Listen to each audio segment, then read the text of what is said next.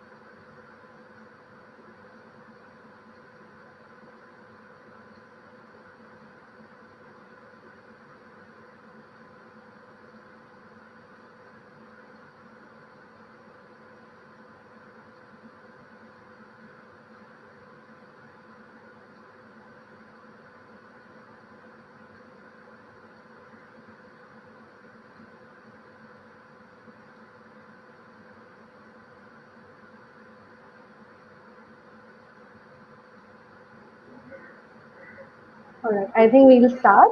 We have few attendees. So, good evening, everyone, and a warm welcome from the Krista team. I'm Yashodhara Bhattacharya, and I will be the moderator for today's webinar titled Male and Female Fertility, the Lesser Known Fact. Before I introduce our speaker for the day, I would like to introduce Krista. Krista is the mother and child healthcare brand of Redcliffe Life Sciences. It is a complete online reproductive health platform providing all services for fertility and pregnancy, starting from diagnostic tests, advanced genetic tests, counseling services, and doctor consultations, all easily accessed through Krista's online module. So, without further ado, I would like to introduce our honorable speaker for the evening, Dr. Ritu Hari, who is the Chief Advisor for Fertility at Krista. Thank you, ma'am, for taking out time from your busy schedule and speaking to us. Over to you, ma'am.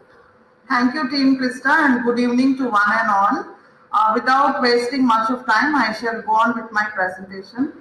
Now, we all are aware that both the male and female infertility issues are coming up more these days because of a lot of factors like lifestyle modification, especially stress, the quality of food we eat, the quality of air we are exposed to, the pollution, etc.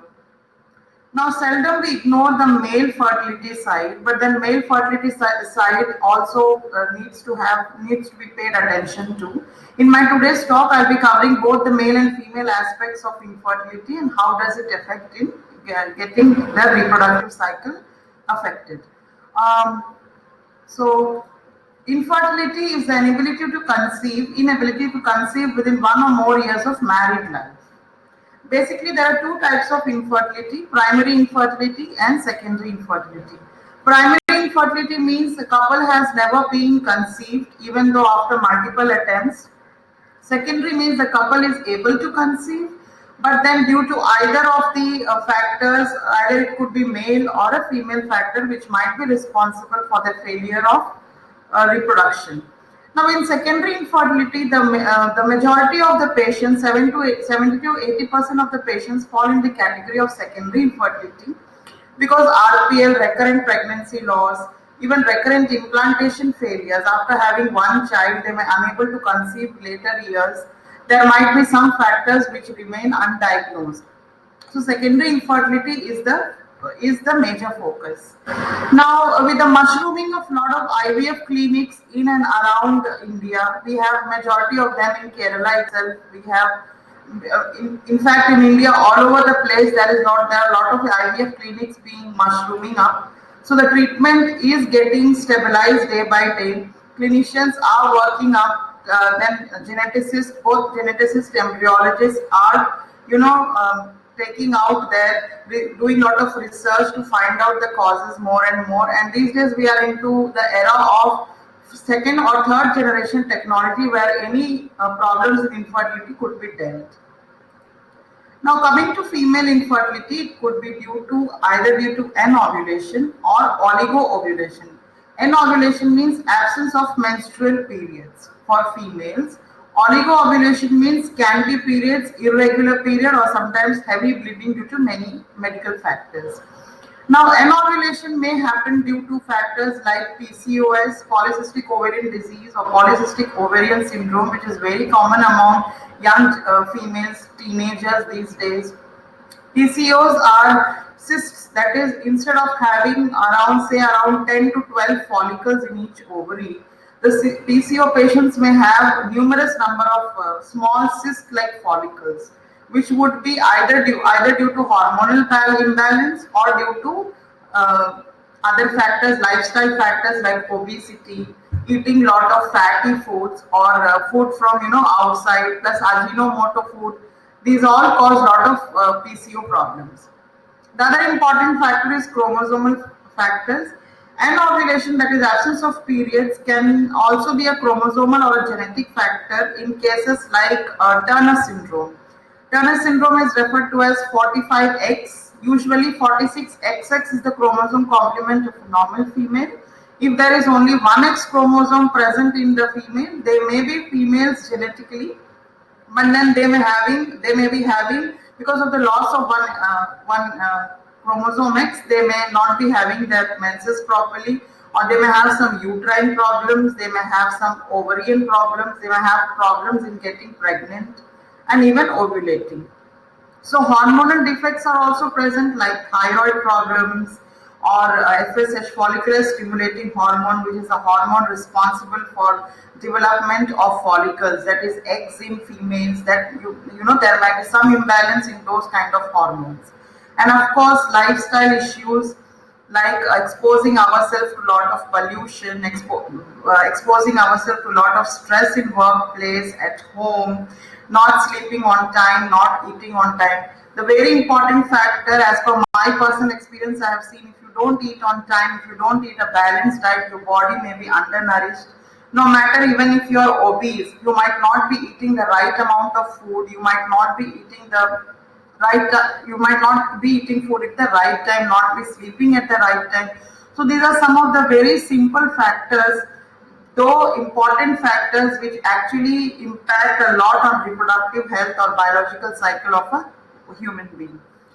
Now, fragile X is another important chromosomal, or we would call a genetic factor. Fragile X is well known for causing mental retardation in human males. Now, fragile X, as we know, 46XX is the chromosomal complement of female and XY for a male. The one fragile X, one of the females may have an X chromosome which is very fragile and tend to break. That is how the name implies. Now, even fragile X is considered to be a cause in females where there are less optimum eggs. Now, coming to the point, coming to the basics of eggs. Only one egg is important for a female to get pregnant, if that is dominant around 14 days of ovulation.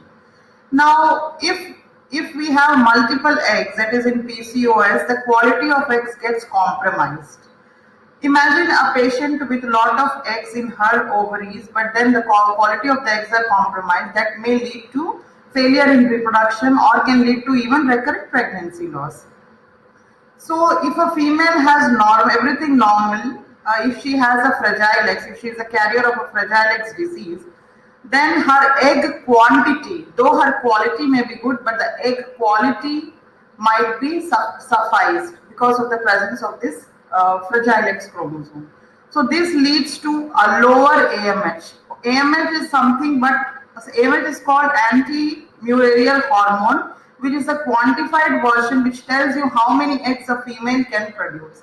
Imagine if there is a cutoff between 1 to 4, it's normal. Anything above 4 is over AMH, which might lead to quality issues in eggs. And anything less than zero point 0.1 is something like a female may have a lesser number of eggs in her cycle. So such females may not be able to conceive, and they might know there is some problem happening inside their ovaries. Unless until they seek a medical attention, unless until they go for a infertility clinic, the basic investigation which has to be done is for the calculation of AMH, anti-mullerian hormone. Now, the other factor which leads to inability to conceive in females is androgen insensitivity syndrome.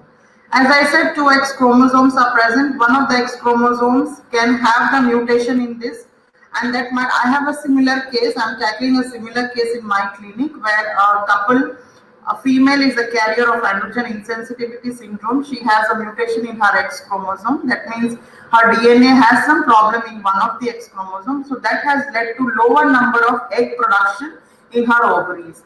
So for such females or for such particular female, we need to do multiple rounds of IVF, because one round of IVF may not lead to many number of eggs. So multiple rounds might be needed for her to get normal number of embryos for transfer.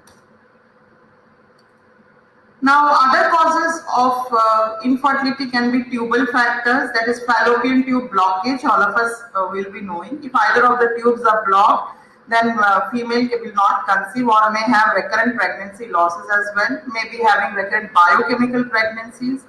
Then other causes are uterine factors that can be well taken care of. If a couple has got a number of failures, the uterine factors can be taken care by hysteroscopy or coring or checking the endometrium. Endometrium is a lining which actually which plays a very important factor in maintaining a healthy pregnancy. If there are issues with the endometrial lining, though in ultrasound when we prepare a female for an IVF, the cutoff is generally 8 to 11 mm.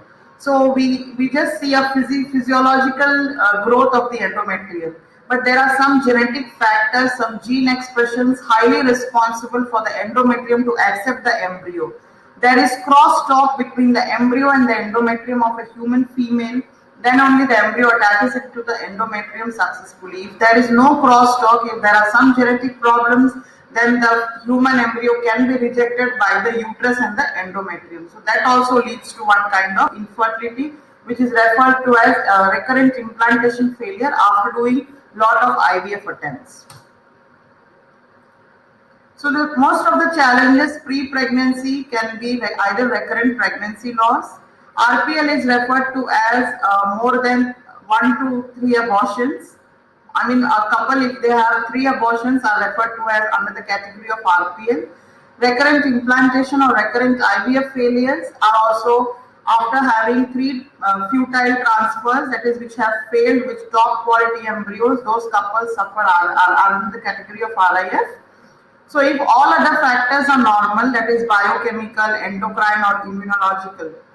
Now I have missed to talk about immunological factors here.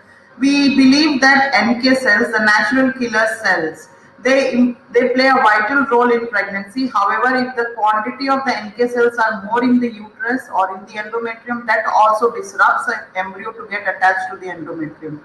So immunological factors are also gaining importance lately. And there are injections, there are treatments available in various fertility clinics to take care of the immunological aspects. That is, a human embryo should not be rejected by a female, by her endometrium or uterus. So it can be well taken care of. Biochemical I've already discussed. Endocrine also I've already discussed, the hormonal factors. Now, if every other factor is normal, what we can think is of the genetic investigations.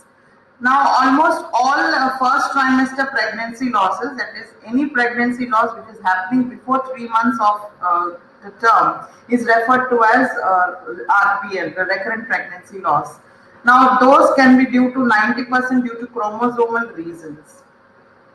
There can be recurrent biochemical pregnancies also, or there can be a family history of a previous baby passed away due to some defect. That is also under the category of secondary infertility because the couple would not have had a successful or a normal healthy life child. So these are the three basic challenges which we infertility clinicians face while treating a couple. So infertility is generally on the rise these days. There are more IVF failed attempts. However, these kind of failed attempts will keep on increasing with increase in maternal age, which we cannot do anything about it. Male fertility factors, however, they are not age dependent. A male can conceive, but because they have spermatogenesis all throughout their life, but male fertility, if the spermatogenesis process is not correct or it has been hampered by some factors, then also you may have problems in conception. There might be chances where top quality embryos are failing to implant if there are aneuploidies or chromosomal problems. Now, every clinician's dream in an IVF setup is to get a double line pregnancy for all the patients. However, this does not happen for some percentage of patients because these kind of factors are not taken care. So pregnancy losses, there are many losses, around 60% of them after fertilization can be lost, as we can see in the graph here. Those are referred to as preclinical loss, and couple or the patient may not be even aware that they have conceived because there are losses prior to even testing them. And clinical pregnancy losses of 12 to 15% of them can end up in miscarriages at times, and only 25% can lead to live birth. So imagine not all of the patients are conceiving very easily because these kind of challenges are faced in a setup. And the risk of subsequent pregnancy loss actually increases with 2 previous loss. If you have 3 previous loss or more than 4 previous losses, it goes up to around 50 to 60%. And the pregnancy loss risk both and probability of live birth declines. So coming to the genetic culprits of miscarriage, I have already said all the recurrent first trimester abortions before 3 months happen due to chromosomal problems, that is chromosomal number. Now, even though the basic investigation we ask for a couple to undergo if they have an abortion is a basic karyotyping test done on both the male and female. If the karyotype of the couple is normal, but then their eggs and the sperm also divides to form chromosomes. Each partner contributes 23 pairs of chromosome to the developing embryo. Even the embryo can undergo some mishap in the cell division, and that can also lead to high aneuploidies in those particular embryos. So that can lead to miscarriage. Any chromosome number which is either additional or a minus, a monosomy which is referred to as minus or a trisomy which is referred to as an extra copy, can lead to miscarriage. However, few chromosomal abnormalities are compatible to live birth, like trisomy 21 Down syndrome, trisomy 18, trisomy 13, and even the Turner syndrome. They are compatible. So there are genetic technologies available to actually rule out those problems in the embryo stage itself. It can be well taken care of. So RPL group of patients and the RIF group of patients, they will be susceptible. Their eggs and sperms will be susceptible for genetic manipulations or genetic abnormalities, especially chromosome errors, can be actually taken care after an IVF is done, followed by a pre-implantation genetic testing, which is a technology to test the study of chromosomes in the human embryo. Now, another cause of secondary infertility, as I pointed out earlier, can be due to a death of a previous child with a genetic defect or a family history of any child with a genetic defect. Those genetic defects can be DNA related and not chromosomal related. Unfortunately, fortunately, they don't miscarry such pregnancies, but unfortunately, they carry on till term. They give birth to those babies, and later on in the life, some kind of genetic disorders have late onset. That is, the manifestations will be late, and the diagnosis will obviously become late. So such couples face stigma in society because in Indian scenario, we don't have many societies and not many NGOs are working on to take care of genetically challenged babies. But in abroad, it's like there are more NGOs and all, there are more societies. So these kind of technologies can actually prevent the mishaps happening. So this is the management guidelines from ACOG, American College of Obstetricians, in 2014. If a miscarriage happened after second or a third time, if the couple has an aneuploid karyotype, aneuploid means chromosomally abnormal karyotype, there is no further evaluation required. That means no hormonal or no endocrine or no immunological factor is actually playing a role, but these are the candidates for pre-implantation genetic testing for further pregnancy attempt. If there are miscarriages, you have to do a fetal product of conceptus, that is an abortus. Abortion happening at around 7 to around 12 weeks can be tested for a fetal POC karyotype. If it's a euploid or a normal karyotype, then you need to get a other workup done. Other workup means either hormonal or like a biochemical workup done, or the other immunological factors to be ruled out before advising the couple to try for natural pregnancy. And then if the couple has an unbalanced chromosomal, if the fetal product of conceptus has an unbalanced chromosomal translocation or inversion, then it's definitely happening due to the parents being carrier of that chromosomal translocation. What is a translocation? We all are made of 23 pairs of chromosomes in each cell. Now, any chromosome, any part of any chromosome, it breaks and goes and settles in another part of another chromosome. That is referred to as a balanced translocation. We can be balanced translocation carriers without producing any effects. But when we reproduce, our gametes, our sperm or our eggs can actually give rise to abnormal chromosome numbers, which can lead to problems in embryos. So that is referred to as unbalanced karyotype. So for such patients, such couples who are carriers can also have a PGT done in future to avoid such mishappenings. Now, the PGT concept is not in the Mahabharata now. It is well established technique in India nowadays, and in abroad it has been practiced for many years.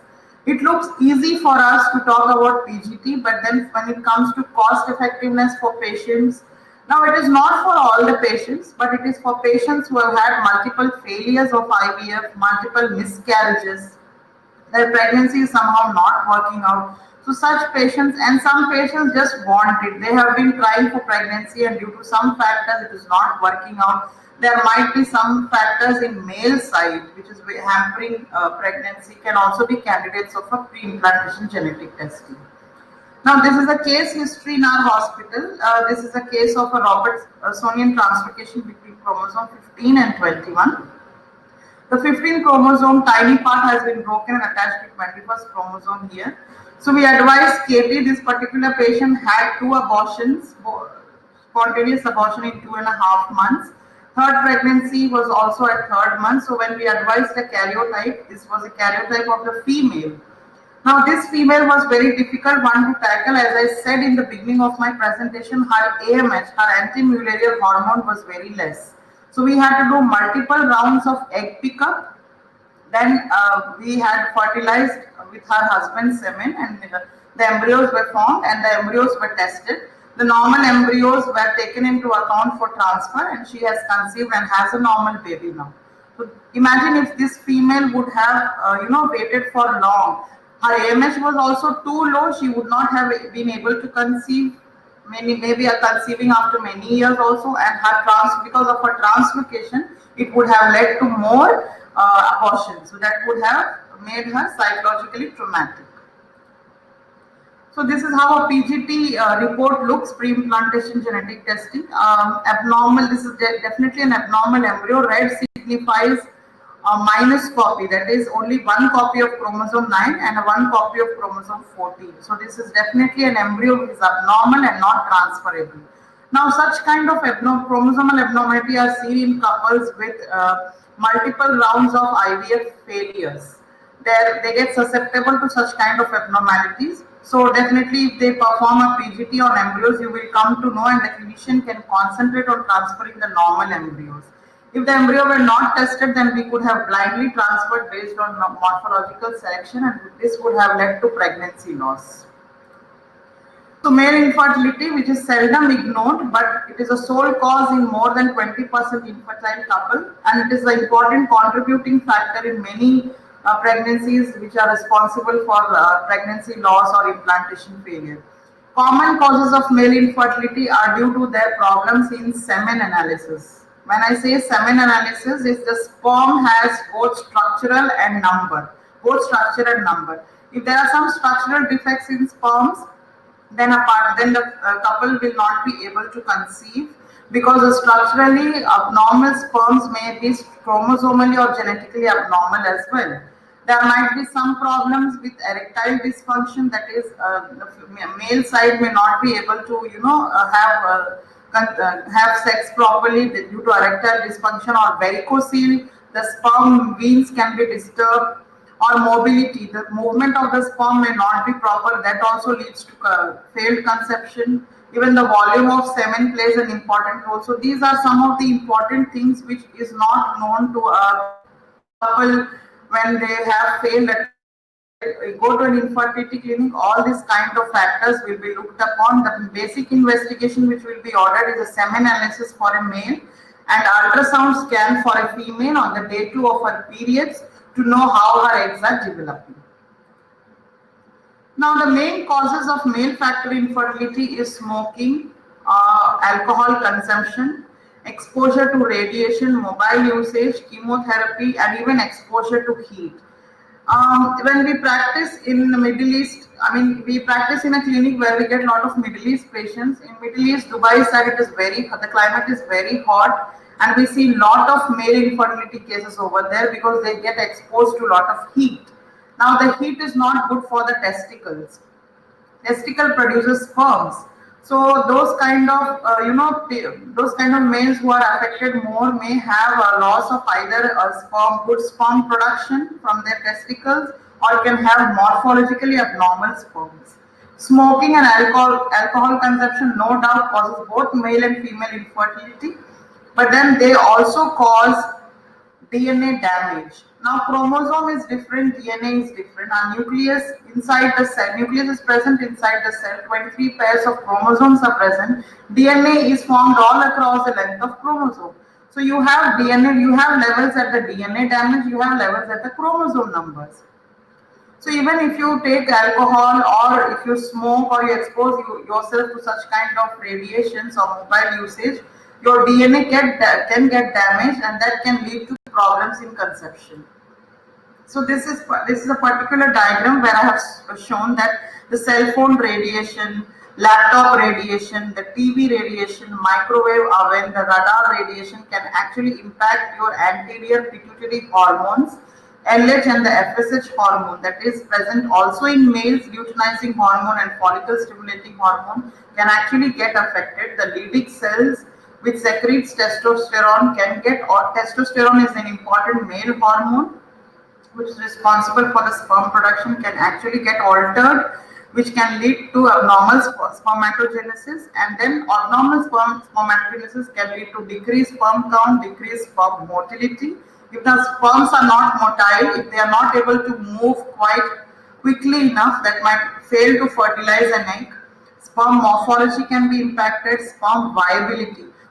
Usually the sperm stays for 3 days, up to for 24 to 72 hours in a uterus. But then if the sperm is not viable enough, if it dies too quickly after a couple of hours of contact, then the conception may fail. So such patients can be given antioxidants to treat before an IVF or a male infertility treatment. Antioxidants will reverse DNA damage to some extent.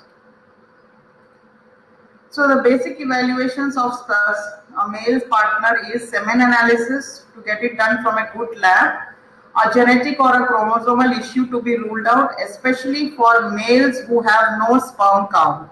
There are two types of azoospermia, non-obstructive azoospermia and obstructive azoospermia. For a non-obstructive azoospermia, there are chances that sperm can be retrieved by certain technical procedures like TISA, that is testicular sperm retrieval, or a micro TISA, that is microsurgically testicle retrieval sperms. So before doing those techniques, before getting advice for those techniques, it's very important for a male partner to get its genetic and chromosomal evaluation done to rule out if they are not Klinefelters. Klinefelters means 47XXY syndrome. This can actually lead to infertility because the sperm production is altered. Even 47XYY, instead of having one normal Y, double Y can be present, which can also lead to sperm production abnormalities. Hormonal, as I have said, LH and FSH hormones, if they are abnormal, then also can lead to. However, hypogonadism, hypergonadism can be treated by medicines. Such males should seek infertility specialist consultation. So male infertility evaluation is must. The goal is to identify the specific cause and correct it. Individuals can be offered with intrauterine insemination. If there are sperm count issues, then intrauterine insemination is enough.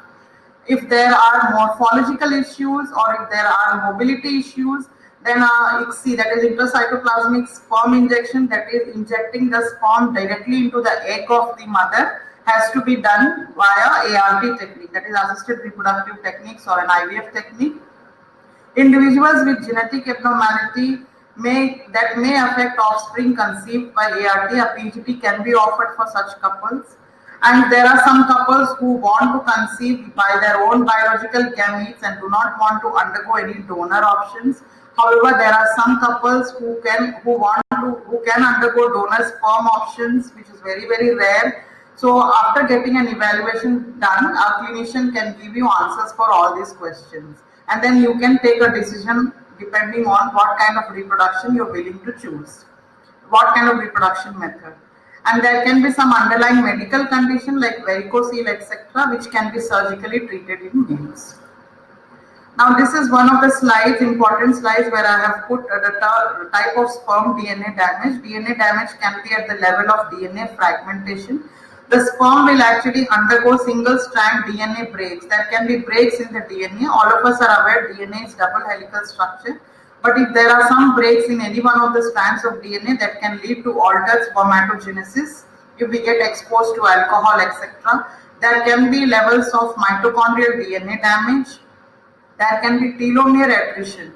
Means as we age, the telomere tends to shorten in length, and that can also lead to lot of aneuploidies in embryo. So it's always better to undergo conception between early 25 to 35. That is advisable age for both male and female.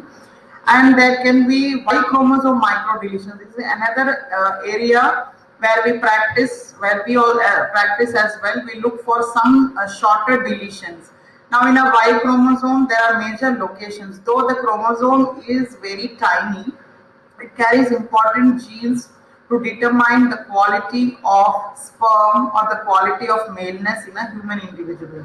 SRY gene is present in the Y chromosome, which actually determines the maleness of the person. You have AZF A, B, and C locus. AZF is azoospermia factor A, B, and C. Now, any deletions in any one of these locus can actually lead to problems in spermatogenesis. So getting a detailed investigation done on Y chromosome microdeletions will actually give clinician an idea whether to perform surgical removal of the sperms from your testicles, or you can go ahead with a natural conception. Epigenetic abnormalities are also picking up these days. If you expose your embryo more in vitro, that is in the dish, there might be some epigenetic alterations happening. So that is still in the research. So this was the technique I was talking about. This is for microsurgical testicular sperm extraction, a procedure where done for men who have zero sperm count, that is for non-obstructive azoospermia patients, for males who are unable to get any sperm in their ejaculate, that is they are not able to conceive normally, but because they are azoospermic, zero sperm count. A microsurgery can be performed using a specialized microscope. The microscope is actually zoomed to a higher level of magnification. Here you can see the testicles of the male. From these testicles, the sperms are actually retrieved, collected in a laboratory dish, and those sperms are checked by embryologists under the microscope. When there are live sperms, these sperms are actually injected in the female eggs to produce embryos. So this is one of the very specialized techniques which gives lot of hope for many males who can father their own children. So even the male with zero sperm count who are azoospermic can actually father their own children with the hope of such techniques. So in conclusion, I believe every couple has right of parenthood. Technologies and expertise are available throughout, and it should be considered at the right time to treat infertility because the biological clock doesn't wait for any one of us. If the biological clock crosses too much, then even doctors cannot do anything. So, as an experienced person, I believe time is very important. Investigations are very important. So, go to the right clinic, get yourself checked up. If there are small issues that can be sorted out, you can conceive naturally. If there are bigger issues, hormonal treatments, if you need a surgery, then the clinician will be able to help you. Plus, if you have had previous babies with abnormalities, a genetic technology can help you or guide you. So, that is it. Thank you.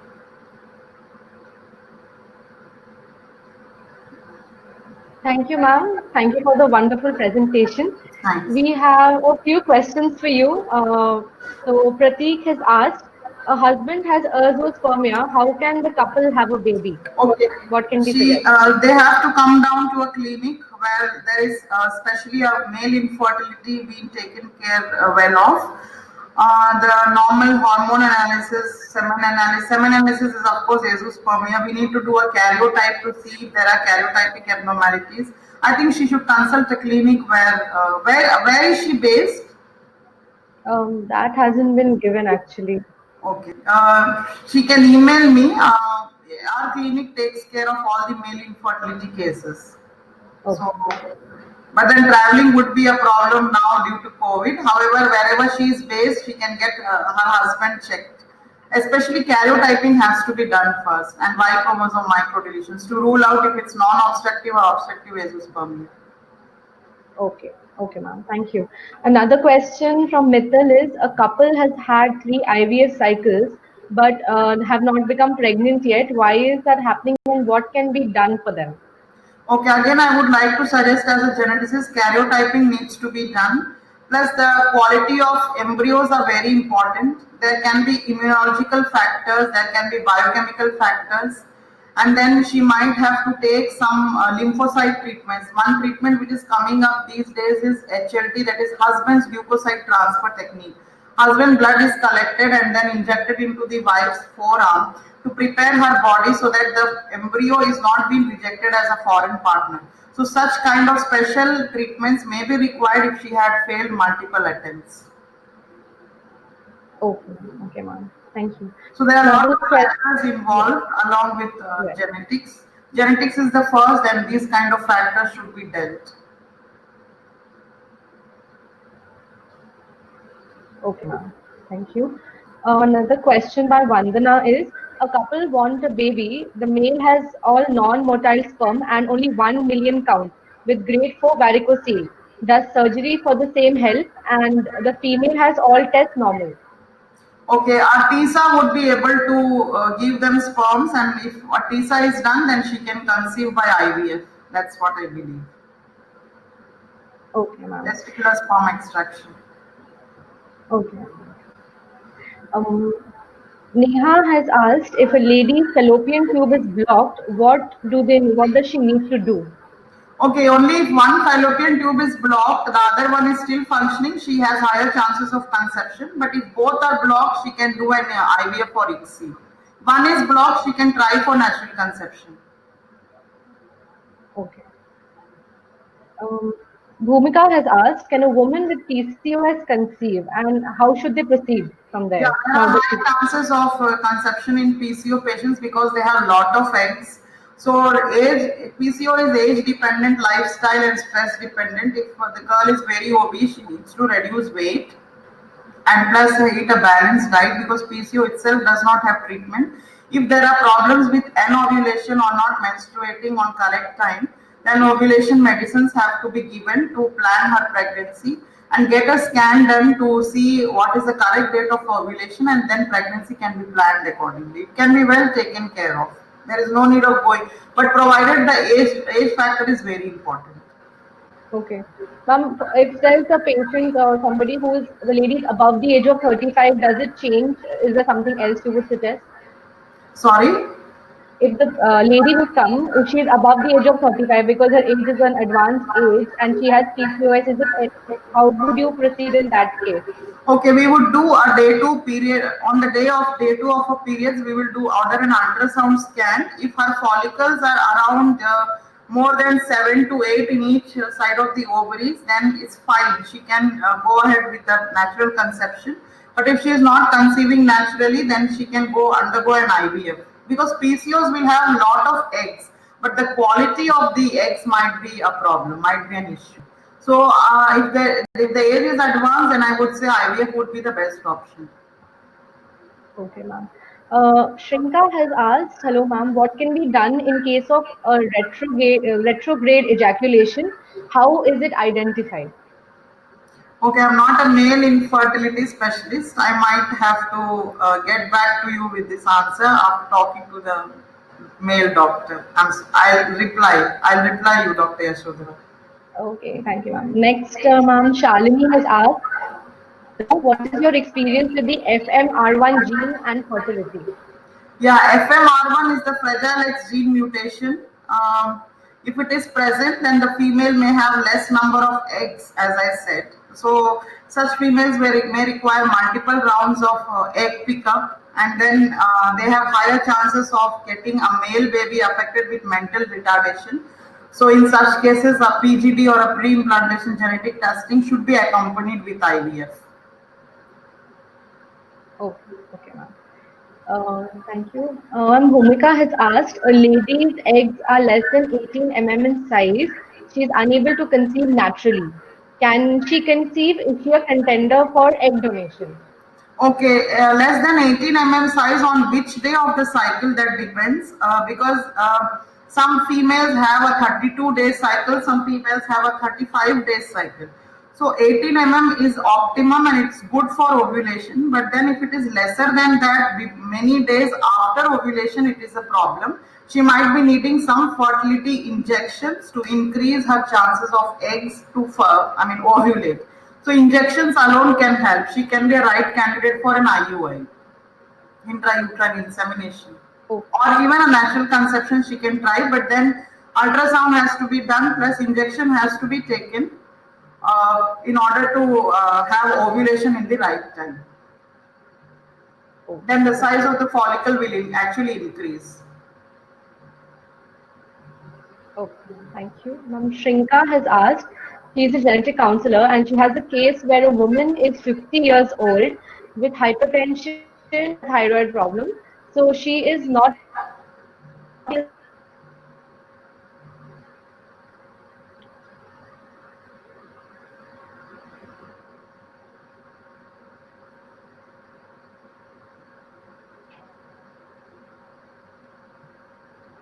I Hello? can't hear you, Dr. Yashodhara. Yeah, ma'am, I'll repeat. So Yeah. Shrinka has asked, she's a counselor, genetic counselor, and she's got a case where a woman is 50 years old with hypertension and thyroid problem. She is unable to get pregnant. So what is the best advice that can be given to her so that she can conceive? What is her age? 50 years, ma'am. Okay, this is a very highly advanced age because 50 years, I don't think it is advisable. Maybe she can try for donor options. Okay. Yeah. Because her uterine receptivity would have decreased because she has attained menopause. There are a lot of factors, so it might be difficult. She might look for a donor option or even a surrogate option, provided she has to get herself checked in a clinic. Oh, okay, ma'am. Ma'am, next question Shalini has asked, is there any protocol followed for a woman under 40 years of age with a low ovarian reserve, low AMH and high FSH? Sorry, high? FSH. Yeah, for a lower AMH, we have to do multiple rounds of egg pickup, and FSH can be well taken care of by other medications. So, if a female has a lower AMH, again, we have to do multiple rounds of egg pickup to get multiple embryos.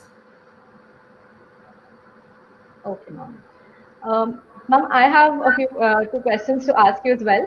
So, in a case where a husband is having erectile dysfunction and low sperm count, he's around 25 years of age. So, what can be suggested for the couple to conceive? Because they're very, very, they're very anxious because they're unable to conceive. You can consult, you can tell the couple to have a male infertility consultation done. Erectile dysfunction is very much treatable. Counseling will also be given. There are some medications to treat erectile dysfunction. Plus, I think they have higher chances of conceiving naturally. Hormones can also be checked as well. Okay, ma'am. Thank you. And another question I have is, how can a lady who's suffering from endometriosis conceive? So, what can be suggested to her for conception? Yeah, she also needs to go to the right clinic because endometriosis have higher chances of both recurrent pregnancy losses and chances of getting tubal pregnancies. So again, medical management is very much needed for endometriosis if they are planning for conception. Okay, ma'am. Thank you. So, Thank ma'am, I don't think there are any more questions. If there are no more questions, we will end today's session here. And I would really like to thank Dr. Ritu Hari and all our guests for being here with us. Thank you so much for being here, taking out time for all of us. Thank you, ma'am, for taking out time for all of us. thank you, Team Krista. And I am basically a practicing geneticist. I hope I was able to answer the questions. Only one question is remaining, which I'll mail Dr. Yashodhara and get back to you about retrogradable sperm ejaculation. Yes, ma'am. Thank you. Thank Thank you. you, Thanks a everyone. lot. And please Thank stay you, tuned for. everyone. Thanks. Sorry. Thank you. Please stay tuned for upcoming webinars with Krista. Good evening.